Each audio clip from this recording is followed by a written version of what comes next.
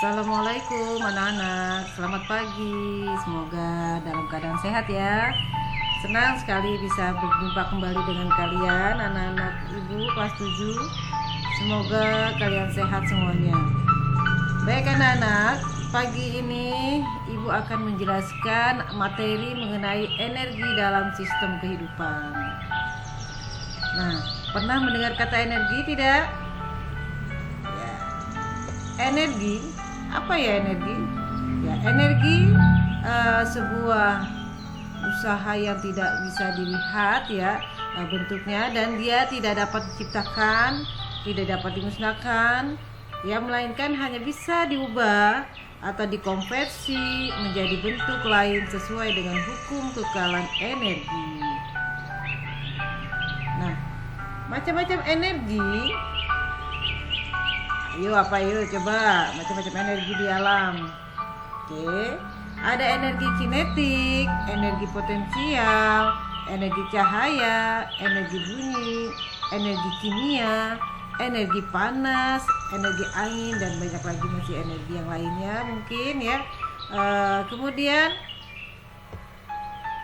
apa sih yang disebut dengan energi potensial dan kinetik? Nah, ini di sini ibu ada memperlihatkan gambar di mana orang sedang naik ke atas puncak, di mana energi kinetik saat orang tersebut naik ke atas ya. Kemudian setelah sampai di atas, di situ orang tersebut akan turun ke bawah. Nah, ada potensial. Jadi ada energi potensial yang mana sepeda menggelinding ke bawah. Nah, ketika sepeda menaiki ke atas, energi kinetiknya tinggi. Lalu ketika sepeda berada di atas hendak ke bawah, itu energi kinetiknya rendah. Kebalikannya, ya bahkan nol ya. Kebalikannya, ketika sepeda naik ke atas, energi potensialnya nol. Ketika sepeda turun ke bawah, energi potensialnya tinggi. Nah, ini contoh seseorang sedang melempar bola juga sama ya. Energi kinetik, ini energi potensial jatuh ke bawah ya, bola sedang menggelinding ke bawah. Nah, macam energi yang lainnya yaitu energi bunyi.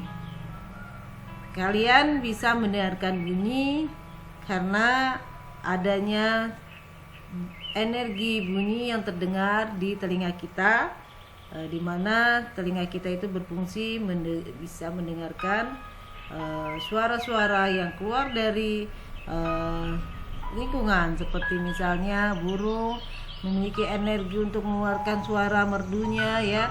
Kemudian kucing bersuara dengan biasa meong-meong kepada majikannya. Kemudian ini trompet yang ditiup dengan energi yang dikeluarkan oleh manusia, sehingga energi bunyi keluar dari trompet tersebut. Nah, sumber-sumber energi bisa, yang tadi sudah ibu jelaskan, bisa dari energi panas juga, listrik. Itu tadi ya, contoh-contohnya. Kemudian energi kimia. Nah, energi kimia itu contohnya apa? Ya, contohnya pupuk, yang ya pupuk kompos gitu ya. Pupuk bisa menjadikan energi kimia, salah satu contohnya. Dan misalnya lagi makanan yang kita makan ya, yang dimasak oleh orang tua merupakan sumber energi kimia bagi tubuh. Kalau pupuk merupakan energi kimia untuk tumbuh-tumbuhan.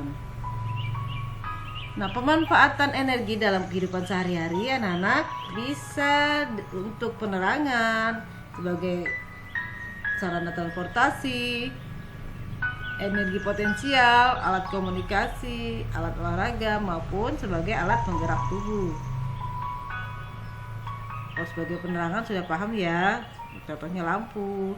Sebagai sarana transportasi misalnya mobil, motor, gitu ya, dan seterusnya. Nah, ini contoh misalnya menyetrika baju. Ini perubahan-perubahan energi bisa kita rasakan ya di lingkungan kita setiap hari. Misalnya ketika ibu kamu sedang mencetika baju, itu energi yang berubah mulainya dari mamahmu atau orang tuamu membuat, maksudnya menyolokkan kabel itu ke stop kontak, itu berarti ada energi listrik ya yang mengalir lalu menuju ke setrika, sehingga setrika mengeluarkan energi panas. Perubahan menyetrika baju itu energi listrik yang diubah ke energi panas. Kemudian kipas angin. Nah, perubahan kipas angin itu energinya berubah dari energi listrik menjadi energi kinetik, karena kipas angin itu bergerak ya anak-anak ya. Jadi dia disebutnya energi kinetik. Kalau yang bergerak tuh kinetik. Nah, dari listrik menjadi energi kinetik.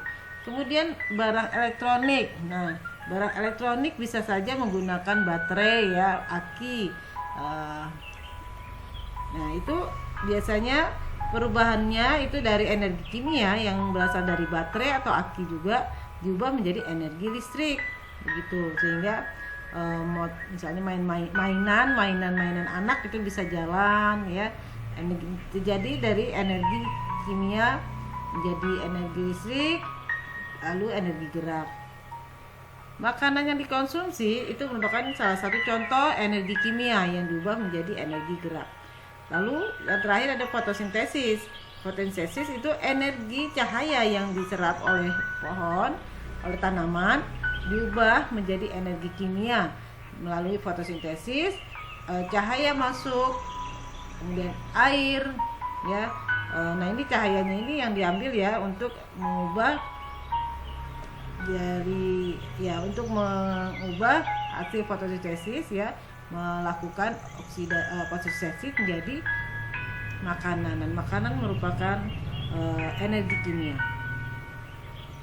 Nah, anak-anak ada lagi energi terbarukan. Nah, saat ini energi itu yang kita dapatkan berasal dari sumber-sumber daya alam yang tidak dapat diperbarui. Nah, ini sangat-sangat mengkhawatirkan. Misalnya energi yang didapat dari panas bumi gitu ya, batu bara. Nah, batu bara itu kan kalau dipakai terus maka akan habis, seperti itu. Nah, untuk mensiasati atau memberikan suatu yang hal baru supaya tidak terjadi, maka ada yang disebut dengan energi terbarukan. Ayo kita kenal apa sih energi terbarukan. Itu energi yang dapat diperbarui sumber dayanya. Misalnya ya tidak habis dipakai ya. Misalnya apa? Nah, cahaya matahari. Cahaya matahari kan tidak akan pernah habis ya. Makanya cahaya matahari kita manfaatkan dengan mengambil sinarnya, menangkap sinarnya melalui suatu alat yang disebut dengan panel surya ya.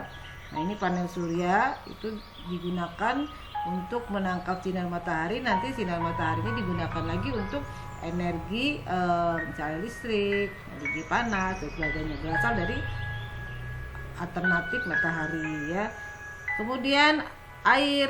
Nah, air juga banyak. Makanya air di laut itu atau di sungai digunakan oleh warga setempat ya untuk menghasilkan energi listrik dari energi yang berasal dari air itu ya, di turbin dengan melalui alat yang disebut turbin, lalu nanti menghasilkan energi listrik. Kemudian angin banyak, terutama di daerah atau di negara Belanda. Nah, mereka biasanya memanfaatkan angin sebagai sumber daya untuk mendapatkan listrik gitu ya, alternatif mendapatkan listrik. Karena kalau kita beli dari PLN itu semakin lama semakin habis, juga biayanya besar ya. Untuk mengurangi biaya dan supaya tidak habis pemakaiannya, maka kita atau diusahakan untuk mencari sumber energi alternatif. Kemudian ada lagi misalnya gas ya, gas alam semakin lama makin habis kalau dipakai terus. Makanya ada sumber energi alternatif, misalnya dengan membuat biomasa ya, bonggol jagung atau sampah-sampah dari kotoran sapi, itu bisa menjadi gas alam. Adapun cara prosesnya bisa kalian browser ya di internet atau di YouTube bagaimana cara pembuatan biomasa. Nah, coba kalian memperbanyak ilmu dengan mencari literasi di buku, menonton atau menyaksikan video-video pembelajaran yang asik-asik ya, bagaimana cara membuat sumber-sumber energi alternatif. Nah, semoga anak-anak dari materi ini sebagian bisa menjadikan inspirasi kalian ya, kedepannya menjadi orang sukses ya. Ibu mungkin sampai sini saja materi yang dapat disampaikan. Mudah-mudahan kalian senang ya dengan video ini. Nah, sekian, terima kasih, jangan lupa di like ya. Oke, assalamualaikum warahmatullahi wabarakatuh.